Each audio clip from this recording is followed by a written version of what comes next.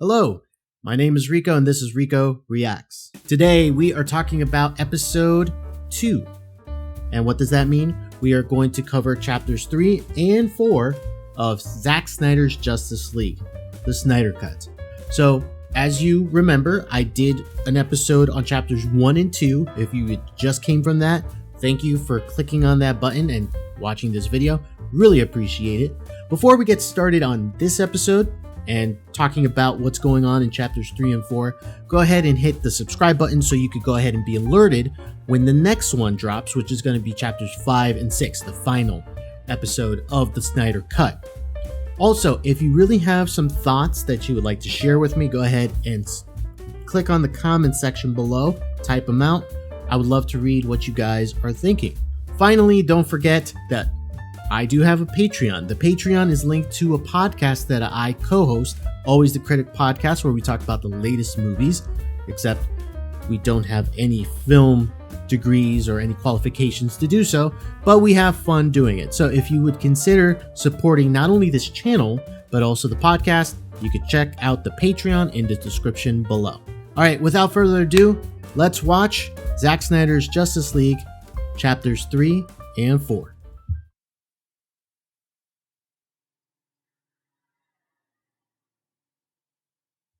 All right, here we go.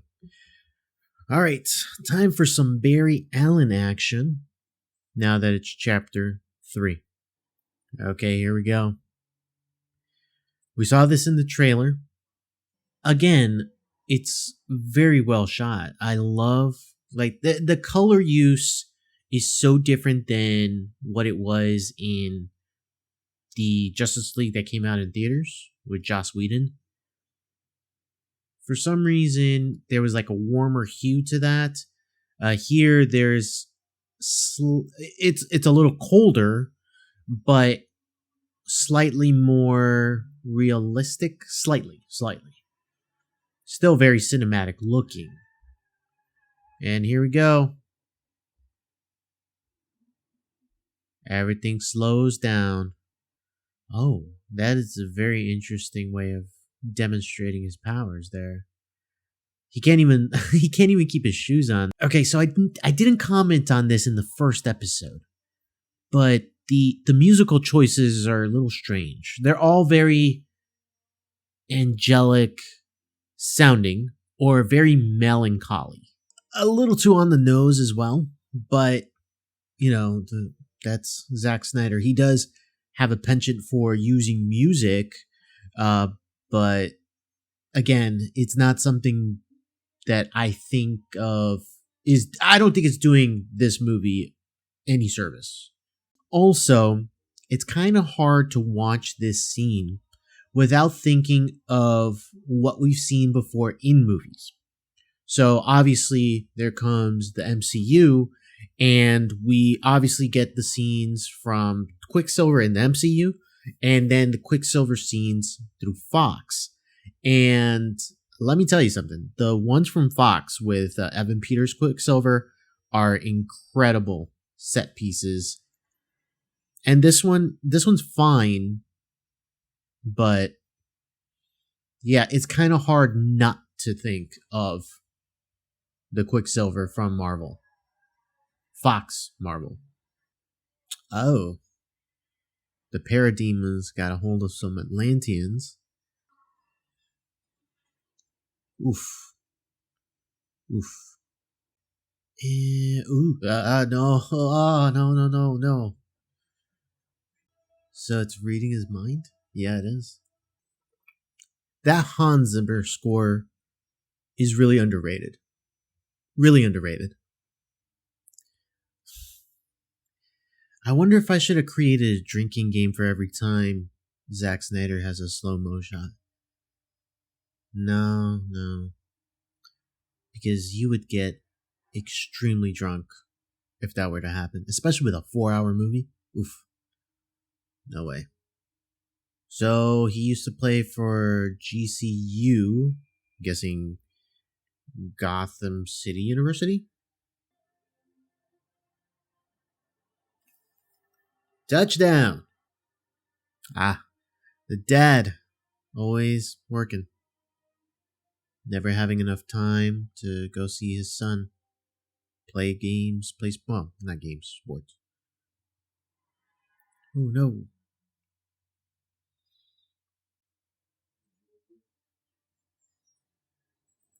And in a world that is dominated by technology,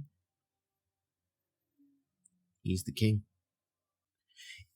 It's an interesting way of showing us like the power that he has, but I don't know if it really works portraying it this way. I mean, I get it. Show don't tell, but I feel like there has to be a better way of showing this representation of being able to do anything, see anything. Can you imagine your own father saying that to you?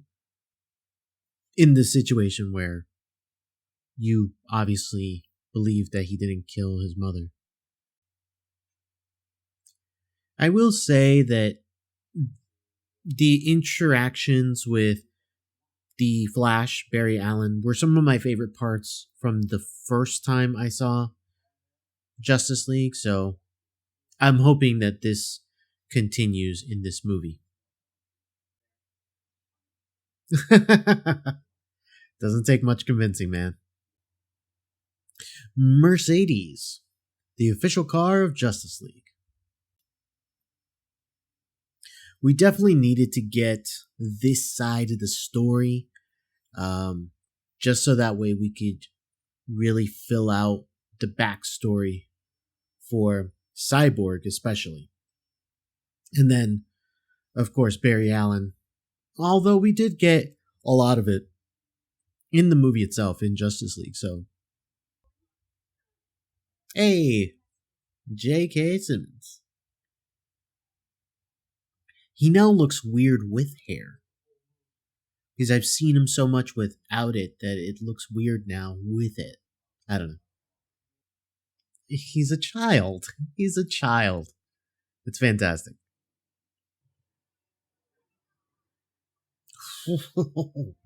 That blood trail. Oh, man. Ooh. Damn, dude. Right in half. Right in half. Steppenwolf isn't used to being in the water. So that's how he's going to get advantage. Obviously, whatever happens here. Ooh. Caught that punch. Oof.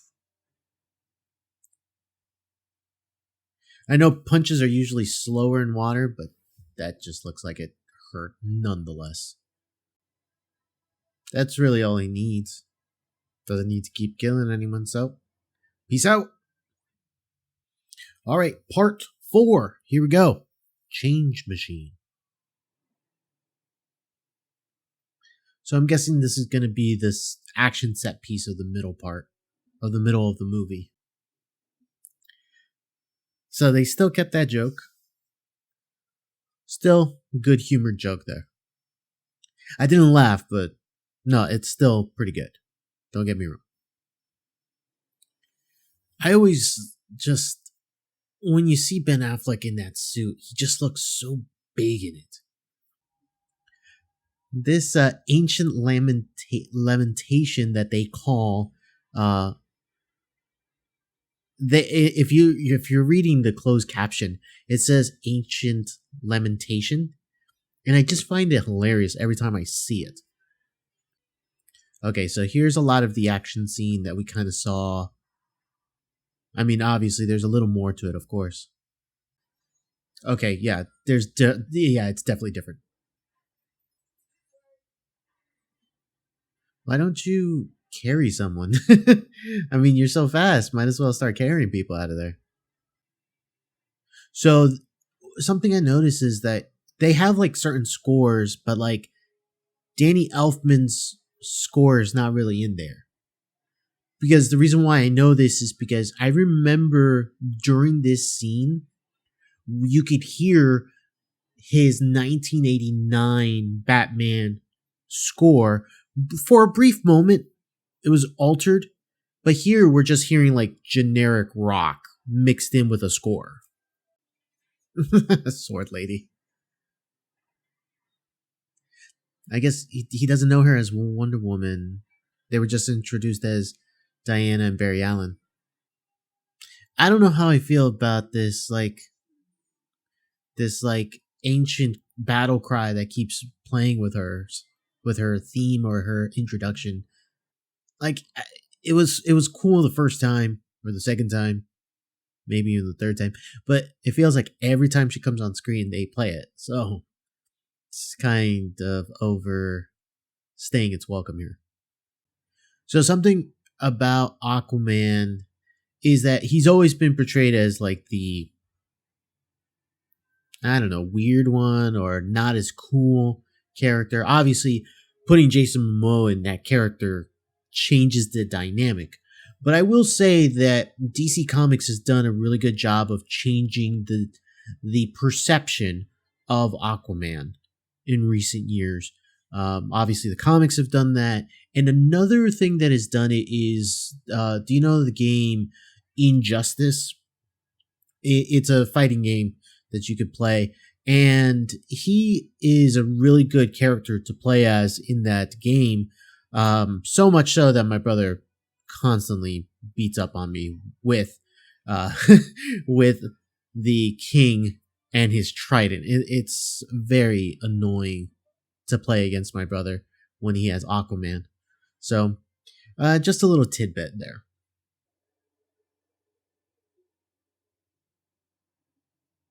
Where was he transported to? I guess the original battle that they had.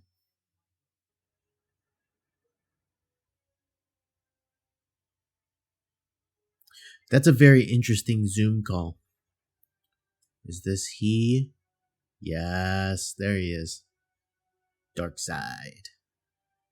The big bad. That's right. Humble yourself, boy. Humble yourself.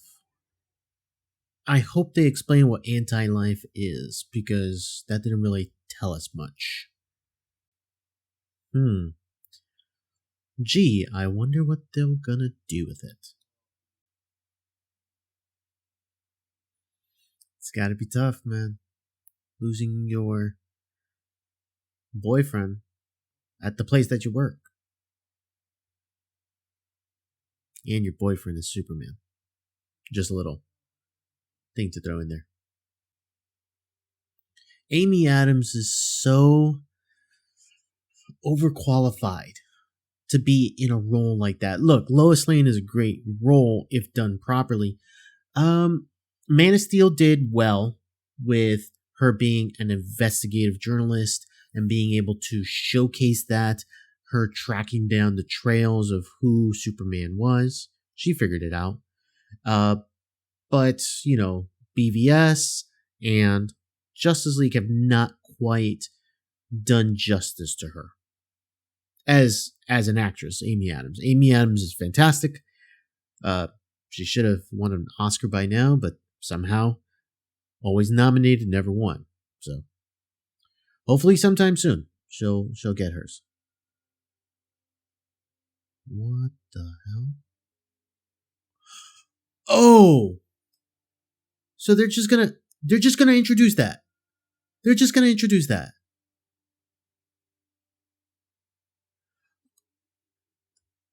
Oh, and he's from the what?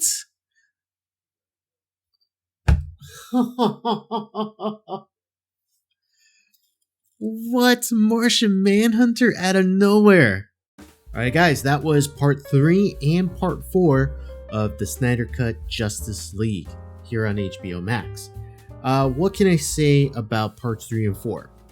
It's good that we got the backstory on Cyborg. This is a character that didn't really get enough shine in terms of what his purpose and story was in the original Justice League.